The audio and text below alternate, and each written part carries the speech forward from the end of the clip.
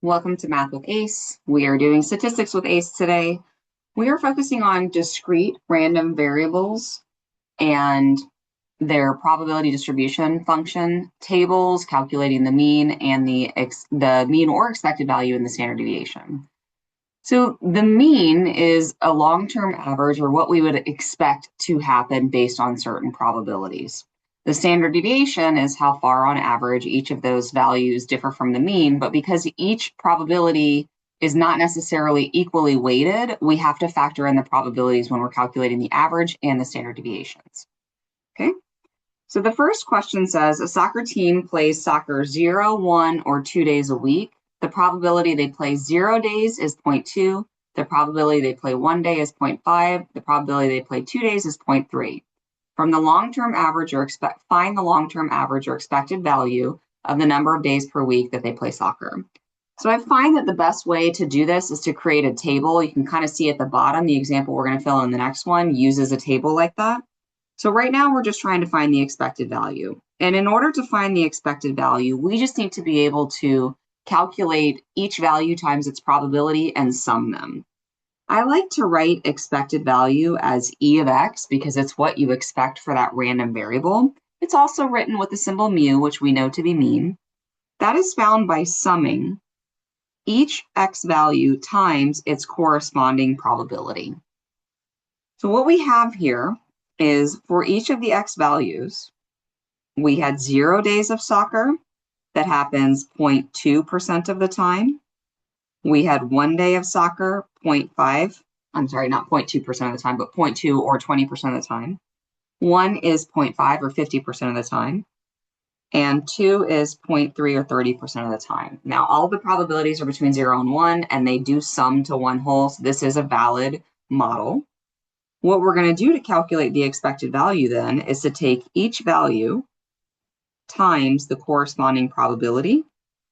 And we're going to do that to each value and its probability. And then we are going to find the sum of those products. 0 times 0.2 is 0. 1 times 0.5 is 0.5. And 2 times 0.3 is 0.6. When we add that together, we get 1.1. What that means is we expect to play soccer 1.1 days out of the week based on the certain probabilities. We can also find the standard deviation, which is what we're going to do in the next problem. So in order to find the standard deviation, we have to calculate the expected value first and then use that with the probabilities. So we're going to go back to the crying after midnight example that we used in our previous video. And we want to find the expected number. We want to find the expected value of the number of times a newborn wakes the mother after midnight. And we also want to calculate the standard deviation. And if we were just asked to calculate the standard deviation, we have to calculate the expected value first because the formula requires it as our calculations. So as above, the expected value was found by taking the sum of each X value times its corresponding probability, and the standard deviation of X is found by taking the sum of each X value minus the expected value squared times the corresponding probability.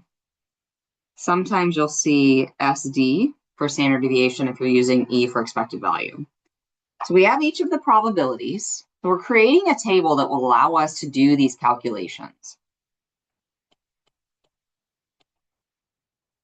For the column that's blank, the first column that's blank, what it's asking us to do is to take each X value and multiply it by its probability. So the X value is found in the first column, the probability is found in the second column. 0 times 2/50 is 0.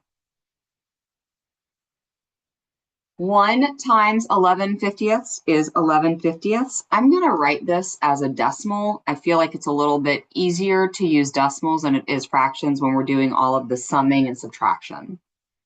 So if I was to calculate, this is 0.22, this is 0.46, this is 0.18, this is 0.08, and this is 0.02. So 1 times 0.22 is 0.22. 2 times 0.46 is 0.92, or 92 hundredths if you want to speak accurately.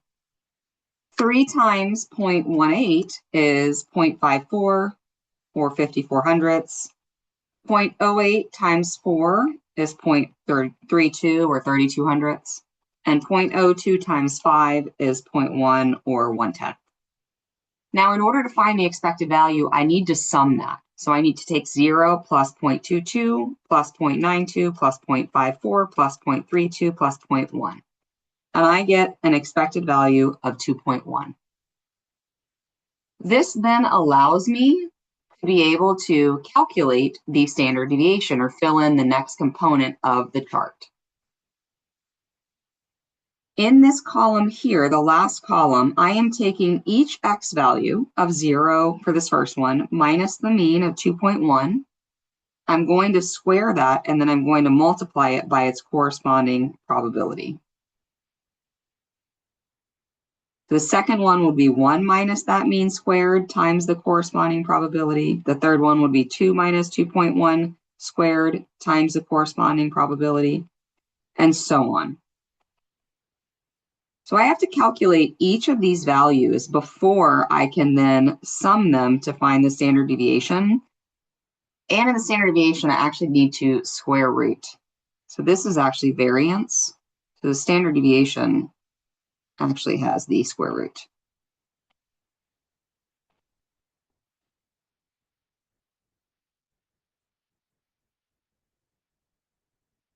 Four minus 2.1 squared times the probability.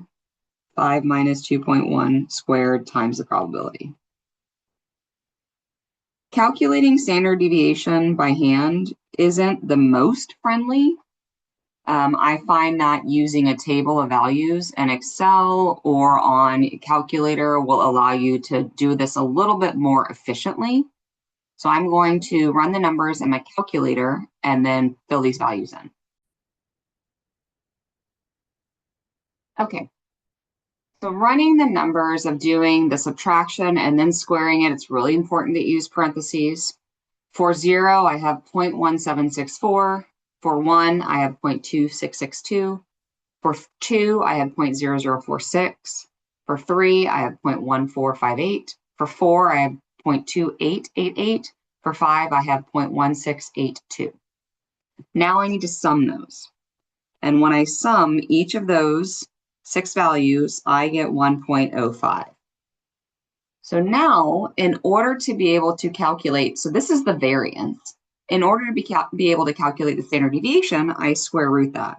So the variance of x was 1.05, but the standard deviation of x is the square root of 1.05, which is approximately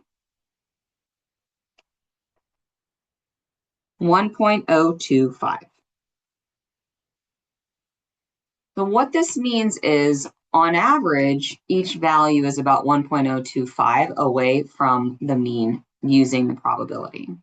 We're going to continue some examples in our next video.